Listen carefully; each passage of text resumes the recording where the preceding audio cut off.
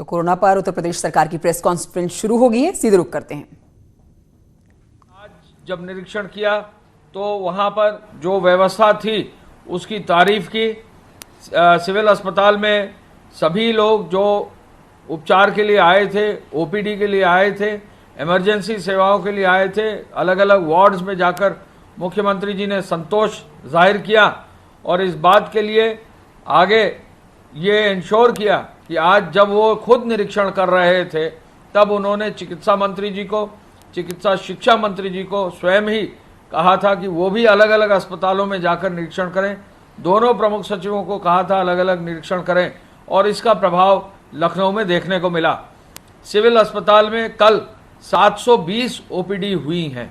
ऐसे में संख्या ओपीडी की बड़ी रहे, संख्या अच्छी रहे, हर आदमी, हर महिला, हर पुरुष, हर बच्चा जो आए वो तुरंत उसका उपचार हो सके।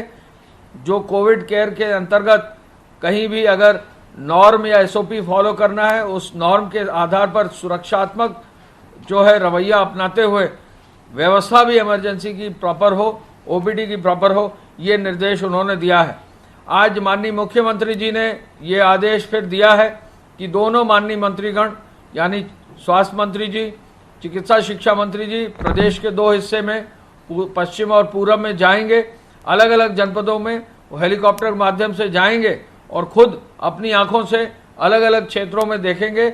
आज इसी चीज़ को आगे बढ़ाने के लिए लगभग 6:45 बजे जो है स्वास्थ्य विभाग के साथ, स्वास्थ्य विभाग के माननीय मंत्रीगणों के साथ वीसी भी आयोजित की जा रही है, जिसमें खुद मुख्यमंत्री जी, जो एडी स्तर के अधिकारी हैं, मेडिकल कॉलेजेस के प्रिंसिपल्स हैं, जो सीएमओज हैं, सीएमएस हैं, बाकी जो फील्ड के मेडिकल साइड के जितने ऑफिसर्स हैं, उनके साथ आज वो वीसी 6:45 बजे शाम को करने जा रहे हैं।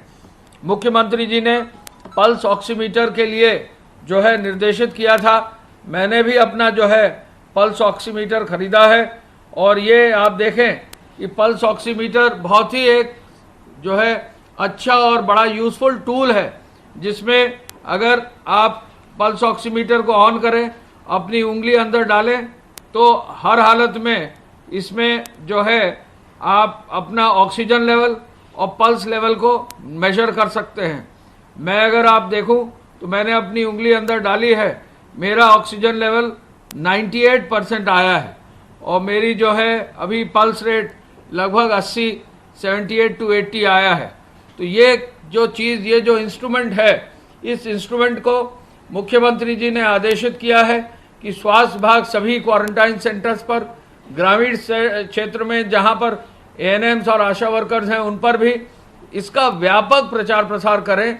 ये जो एक इंफ्रारेड थर्मामीटर है उससे एक बेहतर डिवाइस है और यदि किसी के बॉडी में ऑक्सीजन का स्तर कम है तो इसका उपयोग करने का निर्देश उन्होंने दिया है। काफ़ी संख्या में पल्स ऑक्सीमीटर अब पूरे प्रदेश में खरीदे जा रहे हैं और इस एक अच्छे, मजबूत और सिंपल इंस्ट्रूमेंट से जो स्वयं लोग अपना चेक कर सकते हैं, इसका उपयोग पूरे प्रदेश में किया जा रहा है। मुझे बताने में खुशी है कि ये जो पूरा एक्सपेरिमेंटेशन है, ये जो डायरेक्शन है, ये स्वयं मुख्यमंत्री जी ने लीड किया है और पल्स ऑक्सीमीटर जैसी चीज़ का प्रचार वो स्वयं कर रहे हैं और इंश्योर कर रहे हैं कि पूरा प्रदेश में इसकी व्यवस्था हो। और गोरखपुर और देवरिया और महाराजगंज जैसे जनपदों ने, उन्होंने स्वयं भी अपनी संस्था के माध्यम से ऐसे ऑक्सीमीटर खरीदवा कर वहाँ पर स्वास्थ्य विभाग और ग्रामीण क्षेत्रों में उसका प्रचार किया है। मुख्यमंत्री जी ने इमरजेंसी सेवाओं पर विशेष बल दिया है। उनकी ये मानना है कि अब जैसे जैसे गर्मी बढ़ रही है, जैसे जैसे बरसात का मौसम आएगा, तो जो साधारण डिजीज़ेज हैं उसको लेकर कहीं ना कहीं इमरजेंसी और ओपीडी बढ़ेगी। उसकी तैयारी के लिए आज उन्होंने निर्देशित किया है। आपको मालूम है कि L1, L2 और L3 स्तर के स्वास्थ्य विभाग ने लगभग 78,000 से अधिक बेड कल परसों तक तैयार कर लिए थे। प्रमुख सचिव स्वास्थ्य, प्रमुख सचिव चिकित्सा शिक्षा, दोनों ने प्रॉमिस किया है, दोनों ने आश्वस्त किया है मुख्यमंत्री जी को कि इसी माह के अंत तक इस संख्या को हर हालत में जो है अस्पतालों को आगे अपग्रेड करते हुए 1 लाख सुनिश्चित कर लेंगे। उत्तर प्रदेश एक ऐसा प्रदेश है जहां कोई भी कोविड पॉजिटिव पेशेंट अगर है तो उसकी जो गंभीरता है, उसकी बीमारी की जो गंभीरता है उसके बारे में उसके अनुरूप L1 या लेवल 1 या लेवल 2 या लेवल 3 के बेड्स पर्याप्त और पूरी संख्या में हर जनपद में अवेलेबल है। और इसको जो है जान को बचाने में, लोगों के जो है किसी भी रूप में उनकी जो है लाइफ थ्रेटनिंग कोई चीज़ ना हो, इसको बचाने में इन बेड्स का इस्तेमाल किया जा रहा है। मुख्यमंत्री जी ने मेडिकल इन्फेक्शन ना हो इस पर भी विशेष बल दिया है। आगे आने वाले समय में जहां ओपीडी की सुविधा होगी, जहां इमरजेंसी की सुविधाएं होंगी और भारी संख्या में लोग प्रतिदिन अस्पतालों में आएंगे तो वहां मेडिकल इन्फेक्शन ना हो, इस पर भी ट्रेनिंग पर विशेष बल आज उन्होंने दिया है। और एक एक दिन कितनी ट्रेनिंग हुई, वीडियो कॉन्फ्रेंसिंग के माध्यम से जो ट्रेनिंग हो रही है उसको उन्होंने निश्चित रूप से आगे बढ़ाने के लिए सभी विभागों को कहा है। कोविड अस्पतालों में डॉक्टर्स राउंड लें। आपको मालूम है कि जो कोविड पेशेंट्स हैं उनके मोबाइल फ़ोन एक व्यवस्था के अनुरूप अलाउ किए गए हैं। सीएम हेल्पलाइन से कोविड पेशेंट्स को फ़ोन करके अस्पतालों में क्या व्यवस्था है इसका फीडबैक लिया जा रहा है। संभवतः उत्तर प्रदेश पहला ऐसा प्रदेश है जहां इस तरह की व्यवस्था कर दी गई है। खुद सीएम हेल्पलाइन के माध्यम से मुख्यमंत्री कार्यालय स्वयं ही एक सचिव के मार्गदर्शन में जो है कोविड पेशेंट से फीडबैक लेकर उन अस्पतालों के जो प्रबंधन है और स्टाफ है और जो डॉक्टर्स हैं उनको फीडबैक देते हैं, हायर लेवल पर फीडबैक लेते हैं। उन्होंने जो पीपीई किट है, N95 मास्क है, 3 लेयर मास्क है, इन सब चीज़ों पर विशेष बल देने के लिए कहा है। और ये भी कहा है कि इक्विपमेंट की जो भी खरीद हो तत्काल हो, क्वालिटी की हो, मानक के अनुसार हो और तुरंत इसका वितरण जिले स्तर पर किया जाए। माननीय मंत्री जी जो है, एक स्वास्थ्य राज्य मंत्री जी स्वयं लॉजिस्टिक्स को देख रहे हैं। गर्ग साहब जो है केवल लॉजिस्टिक्स को देख रहे हैं और जैसे जैसे इक्विपमेंट आ रहा है, फील्ड में जा रहा है कि नहीं, लग रहा है कि नहीं, वेंटिलेटर चालू किए जा रहे हैं कि नहीं, वेंटिलेटर में जो है वहाँ एनेस्थेटिस्ट है कि नहीं, केवल एक काम के लिए माननीय मुख्यमंत्री जी ने माननीय गर्ग साहब को रखा है।